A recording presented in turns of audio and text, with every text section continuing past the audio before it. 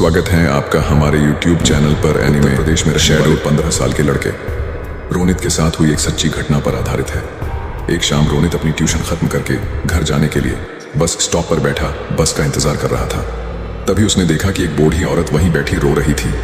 ये देखकर रोनित को बहुत बुरा लगा और इंसानियत के नाते उसने उस औरत को पानी ऑफर किया। उस औरत ने अचानक ही रोना बंद कर दिया और उसने रोनित की तरफ बहुत ही डरावने तरीके से देखा और उससे पूछने लगी, क्या तुम्हें पता है मेरा पति कहाँ है? पता है? तुम मुझे अभी बता दो, वरना तुम्हारे साथ अच्छा नहीं होगा। रोनित उसका यह सवाल सुनकर 2 कदम पीछे हट गया। उसे लगा कि वो औरत शायद पागल है, लेकिन वो औरत अपनी जगह से उठी और रोनित की तरफ बढ़ने लगी। रोनित ने तब देखा कि उस औरत के पैर उल्टे थे और वो जमीन से थोड़ा ऊपर हवा में थी। ये सब देखते ही रौनक बुरी तरह डर गया। उसके साथ ऐसा कुछ पहली बार हो रहा था। उसने अपनी पानी की बोतल वहीं छोड़ी और भागने लगा।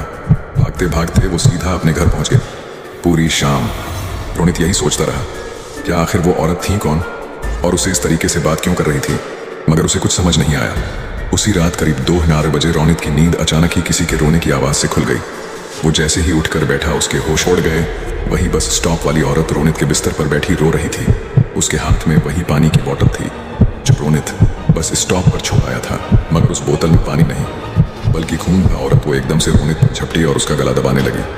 उसका चेहरा इतना डरावना था कि जैसे वो रोनित को वहीं खा जाएगी। बार बार यही कहती रही कि रोनित ने उसके पति को मारा है। रोनित डी डर के मारे जोर जोर से चिल्लाने लगा।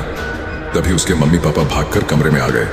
उन्होंने जैसे ही लाइट ऑन की, वो औरत रोनित के ऊपर से गायब हो गई। बेचारा रोनित पक्का पक्का होकर रोते हुए अपने पेरेंट्स को सब कुछ बताने लगा, लेकिन उसके मम्मी पापा को लगा कि शायद उसने कोई बहुत बुरा सपना देखा है।